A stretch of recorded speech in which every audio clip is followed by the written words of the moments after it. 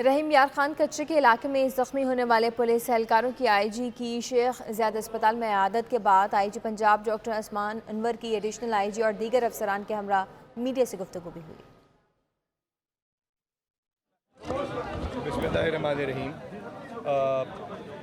हमने अभी तक जब से ये हमने ऑपरेशन शुरू किया जो कि कंटिन्यूस था, हमने हमेशा कहा 65 से ज़्यादा हमने डाकुओं को हलाक किया है, 100 से ज़्यादा ज़ख्मी किए हैं।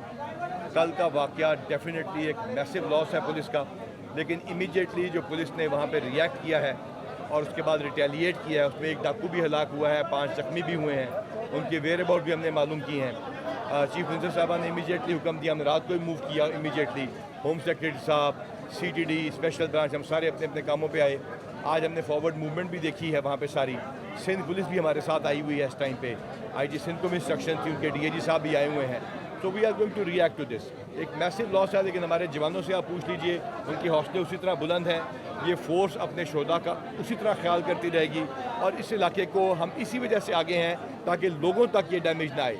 वो लोग जो कि पीछे रह रहे हैं हमारे पक्के के या कच्चे के इलाके में, वो महफूज रहें। तो इंशाल्लाह ताला ये हम इसी तरह काम करते रहेंगे। 22 साल से ऑपरेशन चल रहा है, इसमें कोई ऐसी हिकमत अमली क्यों नहीं बनाई जाती कि हमारे जो जवान हैं उनकी शहादतें ना हो और जो एक्सपीरियंस लोग हैं कच्चा के, वो सारे बाहर बैठे हुए हैं और न्यू लोग जो आ रहे हैं उनको कच्चे में आप उतार रहे हैं। ये जहाँ तक ताल्लुक है इस बात का कि 20-22 साल से ये एक सोशो इकोनॉमिक इशू है। वहाँ पे गवर्नमेंट ने पूरा प्लान किया है कि वहाँ का सड़कों का जाल बिछाया जाए। उस सिलसिले में बंद भी बने, चौकियाँ भी बनी, करोड़ों रुपए की ये चौकियाँ बनी, बुलेट प्रूफ गाड़ियाँ आईं, APCs आईं, बुलेट प्रूफ जैकेटें आईं, ये जवानों की हिफाजत के लिए आईं ताकि जवान आगे रहें। और वहाँ पे टेरेन हमारा दुश्मन होता है, अभी 10-10 फुट पानी है, उसमें से APC नहीं गुजर सकती। उस चौकी तक जाने के लिए, उन कैंप्स तक जाने के लिए हम रस्तों में कश्तियाँ इस्तेमाल करते हैं, जिसमें से रिवराइन पोस्ट के ये बंदे थे। तो मुकम्मल हमारी इसके लिए से तैयारी है कि जवानों की हम हिफाजत भी करें और लोगों की भी हिफाजत करें। जहाँ तक ताल्लुक है दूसरे सवाल का कि कौन सा बंदा, यहाँ किसी भी इलाके में एक ही बंदे को लगातार उसी जगह पे पोस्ट करने के फ़वाइद भी होते हैं और उसके नुकसान भी होते हैं। इन्हीं का जायज़ा लेके बंदों को पोस्ट किया जाता है। सर आप ये हेलीकॉप्टर डिस्ट्रिक्ट राजनपुर और रहीम यार खान, बहुत सारे पुलिस एहलकार मुस्तैद भी हुए, शहीद भी हुए। इस तरह के डाकू आते हैं, टारगेटेड कार्रवाई करते हैं और चले जाते हैं।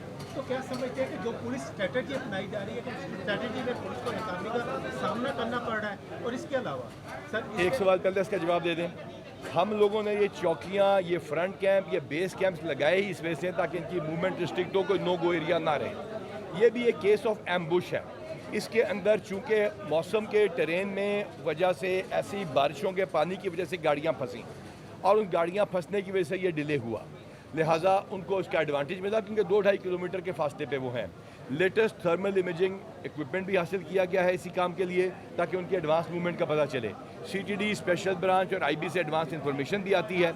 लेकिन अगर एक ऐसा अनटूवर्ड इंसिडेंट हो जाए जिसमें आप मौसमी ट्रेन की वजह से फंसें तो उसको ना नाकामी करार दिया जा सकता है। हाँ, मैसिव लॉस ज़रूर है और इसका बदला भी इंशाल्लाह ताला हम लेंगे।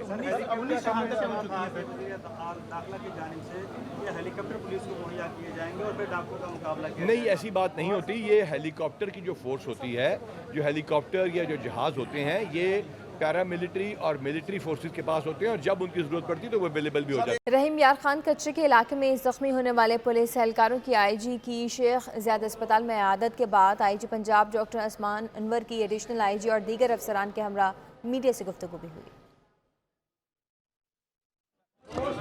बिस्मिल्लाहिर्रहमानिर्रहीम। हमने अभी तक जब से ये हमने ऑपरेशन शुरू किया जो कि कंटिन्यूस था, हमने हमेशा कहा 65 से ज़्यादा हमने डाकुओं को हलाक किया है, 100 से ज़्यादा ज़ख्मी किए हैं।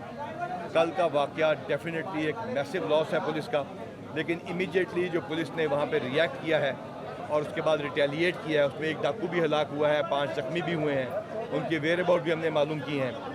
चीफ मिनिस्टर साहबा ने इमीडिएटली हुक्म दिया, हमने रात को ही मूव किया इमीडिएटली।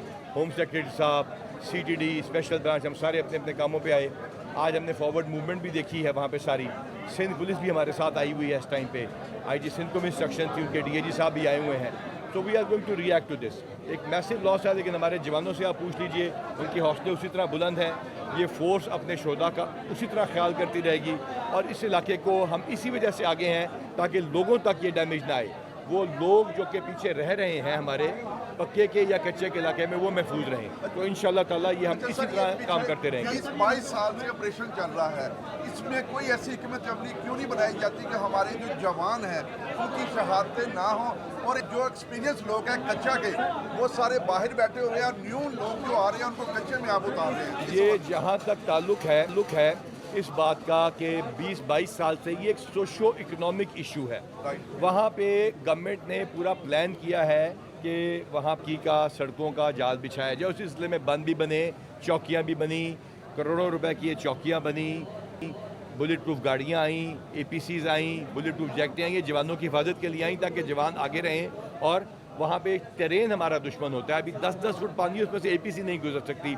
उस चौकी तक जाने के लिए, उन कैंप्स तक जाने के लिए हम रस्तों में कश्तियाँ इस्तेमाल करते हैं, जिसमें से रिवराइन पोस्ट के ये बंदे थे। तो मुकम्मल हमारी इसके लिए से तैयारी है कि जवानों की हम हिफाजत भी करें और लोगों की भी हिफाजत करें। जहाँ तक ताल्लुक है दूसरे सवाल का कि कौन सा बंदा, यहाँ किसी भी इलाके में एक ही बंदे को लगातार उसी जगह पे पोस्ट करने के फ़वाइद भी होते हैं और उसके नुकसान भी होते हैं। इन्हीं का जायज़ा लेके बंदों को पोस्ट किया जाता है।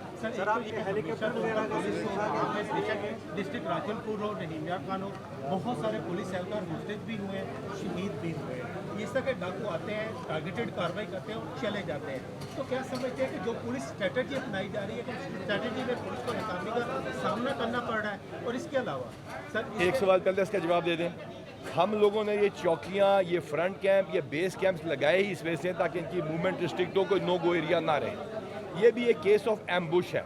इसके अंदर चूँकि मौसम के टेरेन में वजह से ऐसी बारिशों के पानी की वजह से गाड़ियाँ फंसी और उन गाड़ियाँ फंसने की वजह से ये डिले हुआ, लिहाजा उनको उसका एडवांटेज मिला क्योंकि 2-2.5 किलोमीटर के फासले पे वो हैं।